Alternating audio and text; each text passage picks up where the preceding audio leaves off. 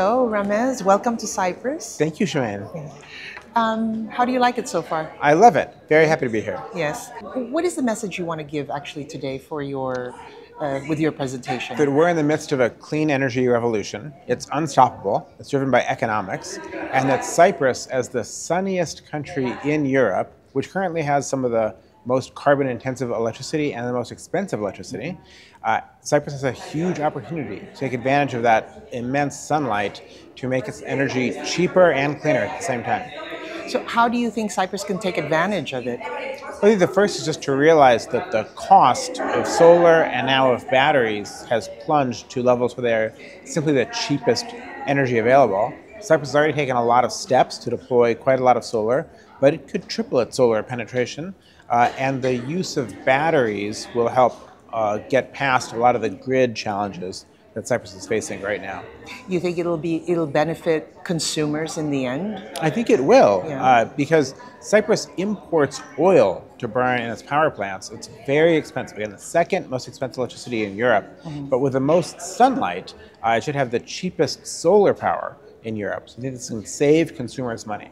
With regards to startups, because I know we spoke about that the other day. Yes. Do you think startups can contribute to the clean energy revolution? Absolutely. Especially here in Cyprus? Absolutely. There are so many startups working on innovative technologies in solar, innovative battery chemistries, innovative pieces of software to help manage the grid. We see them having a huge impact in the US grid already, and I think they can help here in Cyprus as well. Should the government actually support these startups in a way in order to, and how do you think they can support the startups in order to encourage them? I think there's two things. One is to attract foreign startups to sell their products and services here in Cyprus. I think government can play a role there.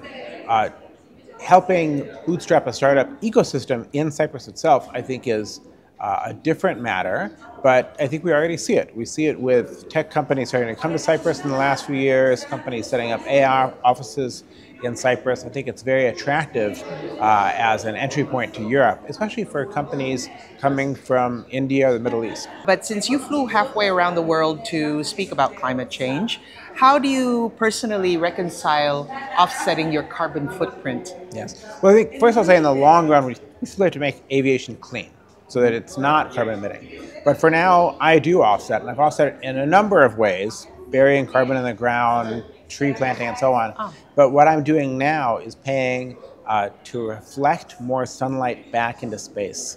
Well, solar radiation management, geoengineering, sunlight reflection.